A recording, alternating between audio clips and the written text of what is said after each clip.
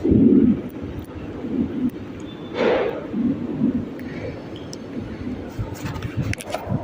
اللہ الرحمن الرحیم الحمد للہ رب العالمین والصلاة والسلام علی سید الانبیاء والمرسلین محمد وعلی آلہ وصحبہ اجمعین ومن تبعهم بإحسان إلى يوم الدین. اما بعد فاعوذ باللہ من الشیطان الرجیم. بسم اللہ الرحمن الرحیم. یریدون لیطفئوا نور اللہ بافواہہم واللہ متم نورہ ولو کرہ الکافرون. صدق اللہ العظیم. قال النبی صلی اللہ علیہ وسلم یا ابا سفیان جئتکم بکرامۃ الدنیا والآخرہ او کما قال صلی اللہ علیہ وسلم. محترم بزرگوں اور عزیز ساتھیوں، اللہ تعالیٰ شانوں کا بے پناہ فضل و کرم، اس کا احسان ہے، اس نے ہم تمام کو اس دین کی بات کہنے اور سننے کے لیے جمع فرمایا. دوستو بزرگوں، قرآن کریم کی جو آیت کریمہ تلاوت کی گئی ہے، اللہ تعالیٰ نے ایمان والوں کو اندرونی طور پر یا یوں سمجھ لیں غیروں کے ارادوں سے ایمان والوں کو متنبہ فرمایا ہے، یا اس کو یوں سمجھے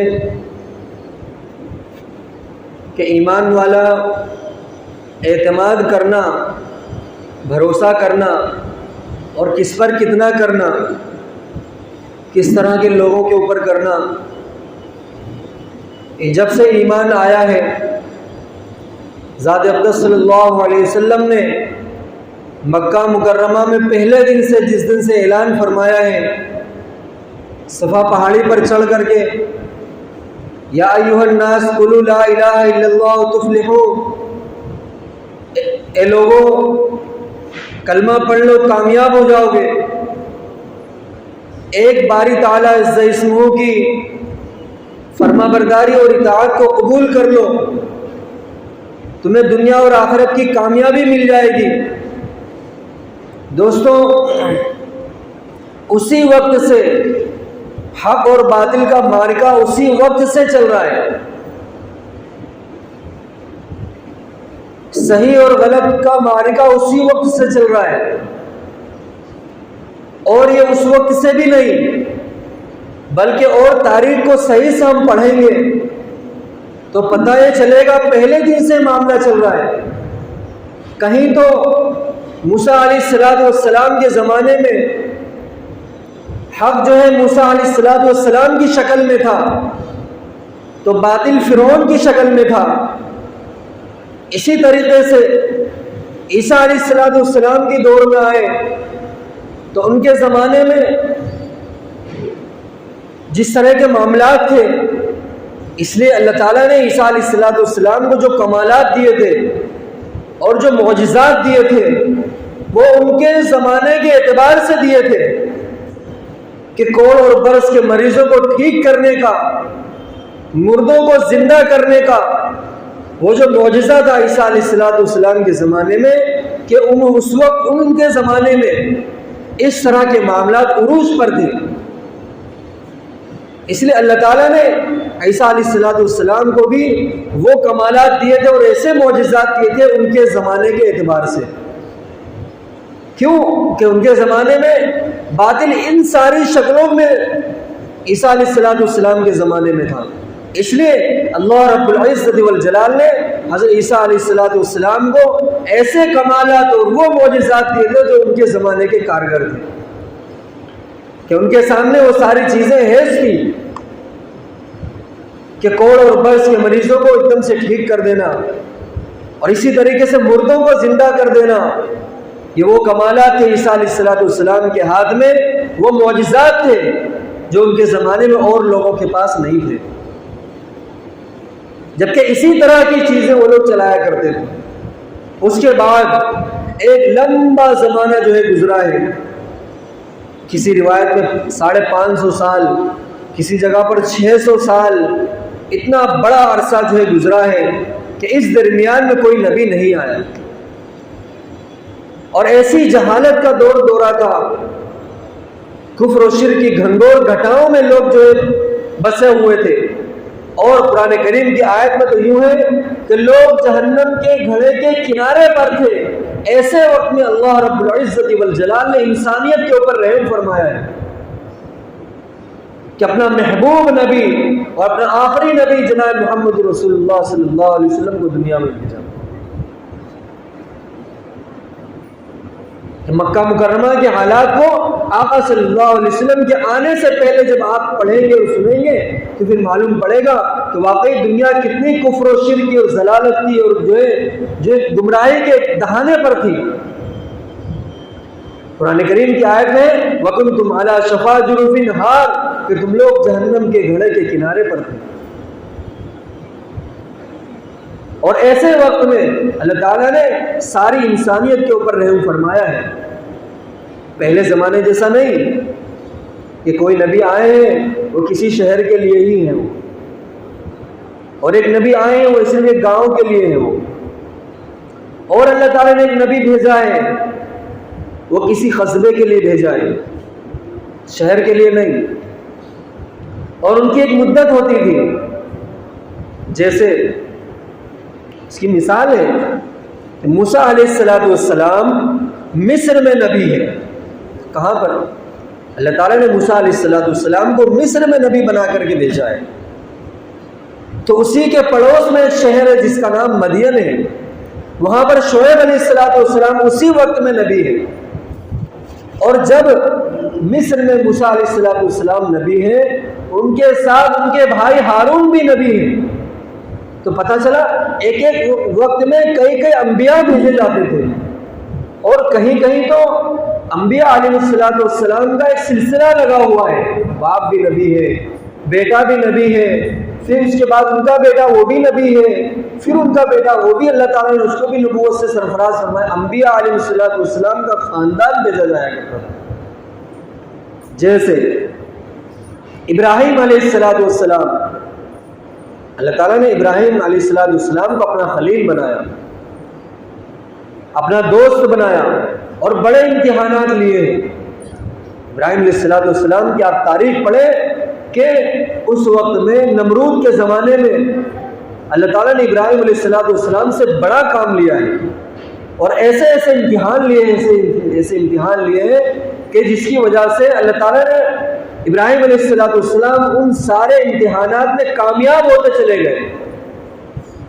سارے امتحانات میں ابراہیم علیہ السلام کامیاب ہوتے چلے گئے، جس کی وجہ سے یہ امت ملت ابراہیمی پر بھیجی گئی۔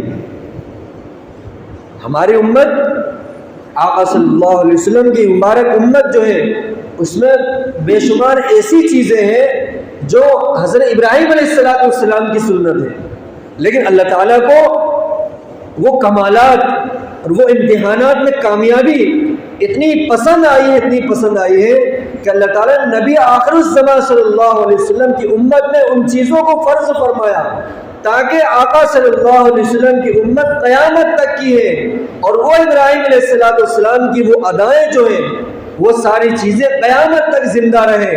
اس وجہ سے اللہ تعالیٰ نے ان تمام چیزوں کو، اس میں سے بعض چیزوں کو، ابراہیم علیہ السلام کی پسندیدہ چیزوں کو نبی آخر الزمان صلی اللہ علیہ وسلم کے اندر دستور فرض فرمایا اور اتارا ہے۔ جیسے قربانی کا مسئلہ ہے، حج کے درمیان کے بے شمار مسائل وہ ہیں جو ابراہیم علیہ السلام کی سنت ہے، لیکن امت محمدیہ صلی اللہ علیہ وسلم کے اوپر وہ چیزیں فرض ہیں، اس لیے ساری امت ان تمام چیزوں کو جب تک نہیں کرے گی تب تک اس کا حج نہیں ہوگا۔ یہ کیا ہوا؟ یہ ابراہیم علیہ السلام سے اللہ تعالیٰ نے وہ امتحانات لیے تھے۔ پھر ابراہیم علیہ السلام کے دو بیٹے، اللہ تعالیٰ نے دونوں کو نبوت عطا فرمائی، حضرت اسماعیل علیہ السلام، دوسرے بیٹے حضرت اسحاق علیہ السلام۔ حضرت اسحاق علیہ السلام نے بیت المقدس کو تعمیر کیا، اور حضرت ابراہیم علیہ السلام اور بیٹے اسماعیل علیہ السلام ان دونوں نے مل کر کے خانہ کعبہ کی تعمیر فرمایا۔ ایک بڑی تاریخ ہے.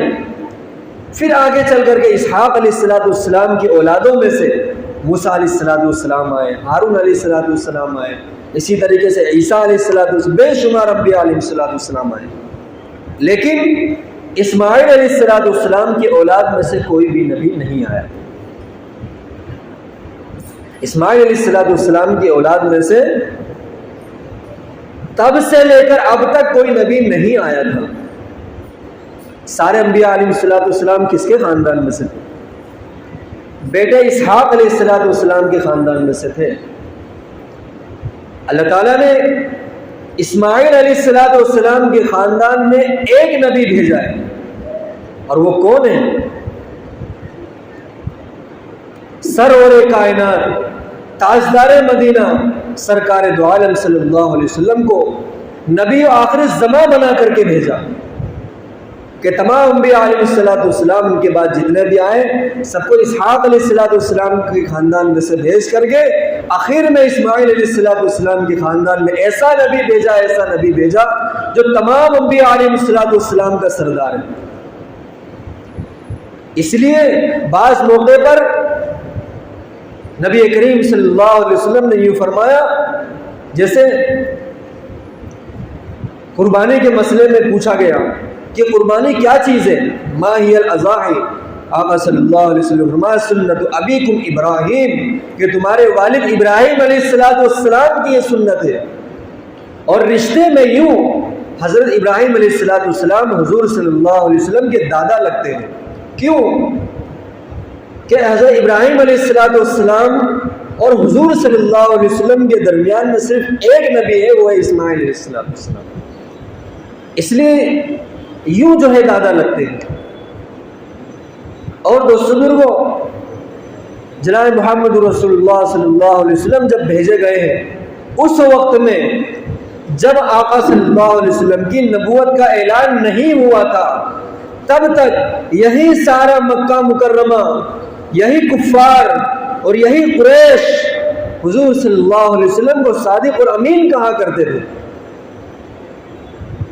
آپ نے کبھی زندگی میں جھوٹ کا سہارا نہیں لیا، کبھی آپ نے امانت میں خیانت نہیں کی، کبھی کسی کا برا نہیں کیا، کبھی کسی کو دھوکہ نہیں دیا، کبھی کسی کے پیٹھ پیچھے برائی نہیں کی، کبھی جو ہے تجارت کے اندر کسی کو دھوکہ اور جھوٹ بولنا نہیں ہوا. یہی حضرت خدیجہ رضی اللہ عنہا یوں کہتی ہے، جب حضور صلی اللہ علیہ وسلم سے ان کے تعلقات ہوئے، حضرت خدیجہ رضی اللہ عنہا بڑی تاجر تھی، آقا صلی اللہ علیہ وسلم کو اپنا مال تجارت دے کر کے فروخت کرنے کے لیے بھیجا.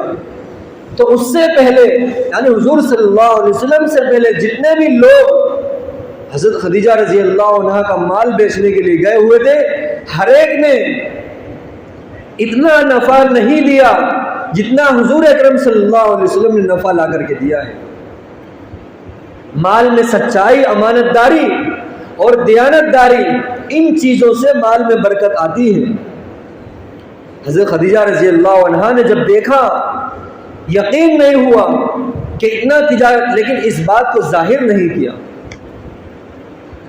اس مال کے نفع کو حضور صلی اللہ علیہ وسلم کے سامنے ظاہر نہیں کیا، بلکہ اگلے دن ایک شخص کو اور بھیجا جس کا نام میسرہ تھا. ان کو حضور صلی اللہ علیہ وسلم کے ساتھ جو ہے بھیجا گیا اس وجہ سے کہ کام میں ہاتھ بٹائیں گے، یوں کہہ کر کے بھیجا. جبکہ حضرت خدیجہ رضی اللہ عنہا نے اس بات کے لیے ان کو بھیجا تھا جس کی حضور صلی اللہ علیہ وسلم کو خبر نہیں تھی. یہ صرف انہی کو معلوم تھا کہ میں کس وجہ سے بھیجا گیا ہوں، کہ دیکھو کچھ خیانت تو نہیں کرتے، کچھ دھوکہ دھڑی تو نہیں کرتے، کچھ مال کا ادھر ادھر تو نہیں کرتے ہیں. یہ کہہ کر کے بھیجا گیا تھا. حضور صلی اللہ علیہ وسلم کو یہ بتایا گیا تھا کہ یہ آپ کے مال میں جو ہے آپ کی جو ہے تھوڑا بہت کام میں ہاتھ بٹائیں گے، اس وجہ سے بھیجا جا رہا ہے. اور وہ گئے ہیں، واپس آ کر کے حضرت خدیجہ رضی اللہ عنہ کا جو خبر دی ہے، یوں کہتے ہیں مال کے اندر پورے طور پر سچائی دیانت داری ایمانداری کے ساتھ حضور صلی اللہ علیہ وسلم نے اس مال کو بیچا ہے، اور خرید و فروخت جس طریقے سے کیا جاتا ہے اعلیٰ قسم کی اور اعلیٰ طور پر اس طریقے سے خرید و فروخت میں نے کبھی نہیں دیکھا۔ وہاں سے اعتماد جو ہے حضرت خدیجہ رضی اللہ عنہا کا حضور صلی اللہ علیہ وسلم کے اوپر بڑھا ہے، اور یہ چیز ہر جگہ آپ کو کامیاب کرے گی۔ مال تھوڑا آئے گا، دیر سے آئے گا، لیکن دوستوں کو یاد رکھیں برکت والا مال آئے گا۔ ہمیشہ مال کے اندر برکت اللہ اور اس کے رسول صلی اللہ علیہ وسلم کی رضامندی کے ساتھ آئے گا۔ یوں چاہیں ہم کہ کچھ وقت میں مال کو کما لیں اور ایسا کر لیں اور ویسا کر لیں، غلط طریقہ اختیار کر لیں، اللہ اور اس کے رسول صلی اللہ علیہ وسلم کو ناراض کر کے کوئی بھی مال آپ کے مال کے اندر برکت نہیں لائے گا، اور کوئی بھی طریقہ آپ کے مال میں برکت کو نہیں لا سکتا۔ آپ کے گھر کے اندر برکت پیدا نہیں ہو سکتی ہے۔ پریشانی کی بڑی وجہ ایک یہ بھی ہے، اور میں جو آیت آپ کو سنا رہا تھا وہ یہ تھی یریدون لیطفئوا نور اللہ بافواہہم واللہ متم نورہ ولو کرہ الکافرون۔ اس آیت کریمہ کو اللہ تعالیٰ نے اس وقت میں اتارا ہے، عہد اول، پہلا زمانہ ہے، لوگ ابھی گنتی کے مسلمان ہیں، ایمان والے لوگ انگلیوں پر گنے جا سکتے ہیں۔ ایسے وقت میں اللہ تعالیٰ نے اس آیت کو اتارا کہ یہ لوگ اللہ کے نور کو، رب ذوالجلال کے نور کو اپنے پھونک سے بجھانا چاہتے ہیں۔ یعنی ایک موم بتی جل رہی ہے، آپ اس کو پھونک مار دے بجھ جائے، یہ ایمان ایسا نور نہیں ہے۔ اللہ اور اس کے رسول صلی اللہ علیہ وسلم کا مبارک دین اور یہ جو نور ہے یہ ایسا نور نہیں ہے کہ آپ کسی دیے کو بجھا دیں اور وہ بجھ جائے۔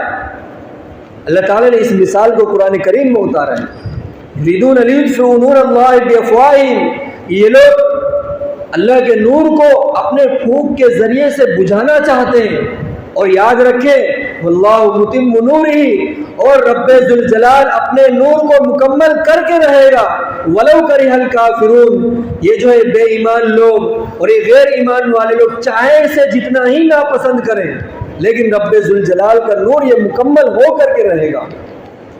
لیکن دوست بزرگوں، یہ نور مکمل کیسے ہوگا، کس طریقے سے ہوگا؟ یہ طریقہ آقا صلی اللہ علیہ وسلم نے ہمیں بتایا ہے کہ سب سے پہلا اور اس کی سب سے پہلی سیڑھی اس کی یہ ہے کہ ہم لوگوں کو بھی ویسا ہی اعتماد اور ویسا ہی بھروسہ جیسا کہ حضرات صحابہ کرام رضوان اللہ علیہم اجمعین نے ناخوشگوار حالات کے اندر، ناموافق حالات کے اندر آقا صلی اللہ علیہ وسلم کے اوپر اعتماد کر کے بتایا ہے، ویسا ہی ایمان والوں کو آج بھی اپنے جس طرح کے بھی حالات ہوں، اس کے گھریلو حالات ہوں، اس کے سماجی حالات ہوں، یا اسی طریقے سے اس کی ملکی حالات ہوں، ہر طرح کے حالات کے اندر رہ کر کے اللہ اور اس کے رسول صلی اللہ علیہ وسلم کے اوپر ایسا بھروسہ کرنا پڑے گا جیسا کہ حضرات صحابہ اکرام رضوان اللہ علیہ اجمعین نے اعتماد اور بھروسہ کیا ہے۔ پھر کیا ہوگا؟ اس طرح کی فتوحات ہمیں جو ہے دوستوں کو ملیں گی جیسا کہ حضرات صحابہ اکرام رضوان اجمعین کے زمانے میں ملی تھی۔ لیکن وہ اعتماد اور بھروسہ دوستوں کو ہمیں کرنا پڑے گا کہ حالات ناموافق ہیں، ناخوشگوار حالات ہیں، لیکن دوستوں آقا صلی اللہ علیہ وسلم نے کبھی کسی کا برا نہیں کیا ہے۔ ہم ایمان والے ہو کر کے اللہ اور اس کے رسول صلی اللہ علیہ وسلم کی غلامی کا دم بھرتے ہیں، اور اس کے باوجود دوست بزرگوں اگر ہمارے دلوں کے اندر خوف ہے اور ڈر ہے تو دوست بزرگوں ہمارا ایمان کہاں گیا؟ اللہ تعالیٰ فرما رہے جب تم لوگ اللہ اور اس کے رسول صلی اللہ علیہ وسلم کے اوپر اعتماد کرو گے، بھروسہ کرو گے، اور اتنے پر بس نہیں ہے بلکہ وہ اعمال بجا لاؤ، نیک اعمال کا کرنا، جیسے جو ہے نمازوں کی پابندی ہے، روزوں کی پابندی ہے، اسی طریقے سے جو اعمال ہمارے سامنے آئے اسے پورے طور پر اجتماعیت کے ساتھ بجا لانا کہ اللہ رب العزت والجلال کو دوست بزرگوں خوش ہو جائیں، اور اسی طریقے سے ہمارے موافق کے اندر حالات اترنے لگے، ہمارے موافق جو ہے فیصلہ آسمان سے اترنے لگے، پھر کیا ہوگا؟ اللہ رب العزت والجلال کی جانب سے سب سے بڑا انعام ایمان والوں کو جو ملے گا، وہ انعام دوستوں کو یہ ملے گا کہ ان کے دلوں کے اندر سے رب ذوالجلال خوف جو ہے نکال دیں گے، ایک پرامن ماحول ہوگا، بے خوف و خطر والی زندگی ہوگی، اور جو ہے ایمان والا اللہ رب العزت والجلال کے احکامات کو کسی بھی جگہ پر اور ہر موقع پر جو ہے اس اعمال کو بجا لائے گا، کوئی روک ٹوک نہیں ہوگی۔ لیکن دوستوں ہمارا مسئلہ یہ ہے، ہم تھوڑے تھوڑے سے کاموں کے چکر میں، تھوڑے تھوڑے سے بہانوں کے چکر میں رب ذوالجلال کا بڑا حکم ہم چھوڑ دیتے۔ جس طریقے سے جمعہ کی نماز کو پڑھنے کو ہم ضروری سمجھتے ہیں، جمعہ کی نماز کے پڑھنے کو جتنا ضروری ہم سمجھتے ہیں، دوستوں کو اتنا ہی ضروری دن میں 5 وقت کی نمازیں ہیں۔ کیا ایمان والوں کو ابھی یہ بات سمجھ میں نہیں آ رہی ہے؟ ہمارے اپنے کاموں کے چکر میں دوستوں کتنے اللہ کے احکامات کو ہم توڑ رہے ہیں، اور کتنا اللہ رب العزت والجلال کی ناراضگی کو ہم لے رہے ہیں۔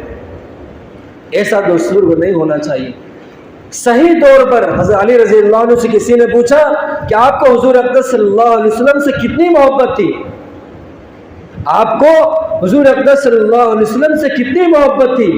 حضرت علی رضی اللہ عنہ فرما رہے، سخت گرمی کے عالم میں لو چل رہی ہے، سخت لو چل رہی ہے، جو گاؤں کے لوگ جانتے ہیں کہ لو کس کو کہتے ہیں، سخت گرم ہوا چل رہی ہے، اور ایسے وقت کے اندر جتنا انسان ٹھنڈے پانی کو پسند کرتا ہے، اس سے زیادہ مجھے حضور اقدس صلی اللہ علیہ وسلم سے محبت تھی۔ اور جتنا سخت بھوک کی حالت کے اندر سخت بھوک لگی ہو اسے، اور ایسے وقت میں جتنا اسے گرم کھانے کی چاہت ہوتی ہے، اس سے زیادہ مجھے حضور اقدس صلی اللہ علیہ وسلم سے محبت تھی۔ اور اس کے آگے یہ لکھا ہے کہ اگر ہمارے زمانے میں اس بات کو دیکھا جائے تو یوں کہا جائے گا کہ سخت ٹھنڈی کے عالم کے اندر جس وقت میں اسے گرم گرم بستر کے اوپر بہترین نیند آ رہی ہو، ایسے وقت کے اندر اس کا جو ہے فجر کی نماز کے لیے 2 رکعت کے لیے چلے جانا، وہ اس کے یوں کہا جائے گا یہ اسے حضور اقدس صلی اللہ علیہ وسلم سے سچی محبت ہے۔ یا اسی طریقے سے سخت گرمی کا عالم ہے، ایسے وقت کے اندر اپنے کام کو چھوڑ کر کے، اور اسی طریقے سے اپنے ساری جو ہے مشغولیات کو چھوڑ کر کے مسجد کی طرف جانا اور اللہ تعالیٰ کے سامنے سر جھکانا، یہ ہے ذات اقدس صلی اللہ علیہ وسلم سے سچی محبت کی علامت۔ یہ نہیں ہے سڑکوں پہ نکل کر کے اور اسی طریقے سے جو رسم و رواج چل رہے ہوں۔ دوستوں رسم و رواج کا نام دین نہیں ہے، آقا صلی اللہ علیہ وسلم کی اطاعت اور فرما برداری کا نام دین ہے۔ اس فرما برداری کے اندر ہم آئیں گے، اللہ اور اس کے رسول صلی اللہ علیہ وسلم کی رضامندی ملے گی، اور یہ رضامندی وہ ہوگی جو رب ذوالجلال کے یہاں سے ہمارے مطابق فیصلے لے کر کے آئے گی۔ ایک حدیث پاک میں یوں آتا ہے، جیسے ایمان والوں کے اعمال آسمان پر جاتے ہیں، ویسے ہی فیصلے آسمان سے ایمان والوں کے حق میں اترتے ہیں۔ ہمارے اعمال اگر صحیح نہیں جا رہے، اللہ اور اس کے رسول صلی اللہ علیہ وسلم کی مرضی کے مطابق جو اعمال ہیں، وہ اعمال اگر ہمارے آسمان پر نہیں جا رہے، تو دوسروں آسمان سے فیصلہ ہمارے موافق نہیں اتر سکتا ہے۔ آپ اس بات کو جان لیں۔ دوسری حدیث میں یوں آتا ہے، جب تک ایک ایک کلمہ پڑھنے والا روئے زمین پر رہے گا، اللہ تعالیٰ ساری دنیا کے نظام کو چلاتے رہیں گے، اور جس وقت جو ہے ایک اللہ اللہ کہنے والا بھی نہیں ہوگا، اس آسمان کی، اس زمین کی، اس چاند کی، سورج کی، ہواؤں کی، پانیوں کی اللہ تعالیٰ کو کوئی ضرورت نہیں ہے۔ رب ذوالجلال ان تمام چیزوں کو توڑ پھوڑ کر کے فنا کر دے گا، اور جو ہے قیامت طاری ہو جائے گی۔ پتہ یہ چلا جب تک روئے زمین پر ایک ایک اللہ اللہ کہنے والا موجود ہے تب تک اس دنیا کا نظام چلتا رہے گا، اور جب تک ایمان والوں کے اعمال صحیح طور پر آسمان پر جاتے رہیں گے تب تک کیا ہوگا، ایمان والوں کے حق میں فیصلے اترتے رہیں گے۔ اور اگر ایمان والوں کے اعمال صحیح طور پر اللہ اور اس کے رسول صلی اللہ علیہ وسلم کی رضامندی والے اعمال آسمان پر نہیں جائیں گے، ہمارے موافق فیصلے نہیں اتر سکتے، پھر کیا ہوگا، ہم بھی پریشان ہوں گے اور دنیا کا امن بھی جو ہے کیا ہوگا، صحیح طور پر امن نہیں رہ سکتا ہے۔ دنیا کا امن ایمان والوں کی وجہ سے ہے۔ ایمان والوں کو دوستوں کو اس بات پر یقین کرنا ہوگا کہ ہمارا یقین جب ہم لوگ اللہ اور اس کے رسول صلی اللہ علیہ وسلم کی غلامی کا دم بھرتے ہیں تو دوستوں ہمیں اللہ اور اس کے رسول صلی اللہ علیہ وسلم کے اوپر کامل اعتماد اور کامل بھروسہ کرنا ہوگا۔ حدیث پاک میں آقا صلی اللہ علیہ وسلم نے اس کا معیار مقرر فرمایا، یوں فرمایا لا یؤمن احدکم حتی اکون احب الیہ من والدہ وولدہ والناس اجمعین، تم میں کا کوئی بھی شخص اس وقت تک کامل ایمان والا نہیں ہو سکتا ہے، کامل ایمان والا اس وقت تک نہیں ہو سکتا ہے جب تک اس کا ایمان، اس کا اعتماد اور بھروسہ حضور صلی اللہ علیہ وسلم کے اوپر کامل نہ ہو جائے کہ جتنا اپنے والدین کو پسند کرتا ہے، جتنا بیوی بچوں کو پسند کرتا ہے اور جتنا ان سے محبت کرتا ہے، اس سے زیادہ محبت حضور اقدس صلی اللہ علیہ وسلم سے نہ ہو جائے۔ کہ انسان اپنی زندگی کے اندر سب سے زیادہ کس کو چاہتا ہے؟ اپنے والدین کو چاہتا ہے، بیوی بچوں کو چاہتا ہے۔ اگر بچہ رات میں اس کو پریشانی ہے کوئی، وہ رات میں نہیں سویا، ماں باپ نہیں سو سکتے۔ اپنا بچہ جب روتا ہے تو دوستوں کیا کہا جاتا ہے کہ دل دکھتا ہے، اور پڑوس کا بچہ جب روتا ہے تو سر دکھتا ہے۔ یہ ایسا ہی نہیں ہے، یہ حقیقی طور پر ہے کہ اس کے اپنے بچے کی محبت اتنی زیادہ دل کے اندر گھر کر گئی ہے کہ اس کا دل دکھ رہا ہے، پوری رات وہ نہیں سوئے گا، وہ ساری چیزیں برداشت ہے۔ اس بات کو ذات اقدس صلی اللہ علیہ وسلم نے فرمایا کہ اس سے زیادہ محبت آقا صلی اللہ علیہ وسلم سے ہونی چاہیے۔ اور یہ اس کا ایسا نہیں کہا جائے گا، صرف اس کا امتحان ہے، اس کا اپنا معیار ہے کہ اپنی اپنی جگہوں پر، اپنے اپنے مقامات پر ان ساری چیزوں کا امتحان ہو جاتا ہے۔ اس لیے دوستو اللہ تعالیٰ سے دعا ہے ہم تمام کو کہنے سننے سے عمل کی توفیق عطا فرمائے۔ وآخر دعوانا الحمدللہ رب العالمین۔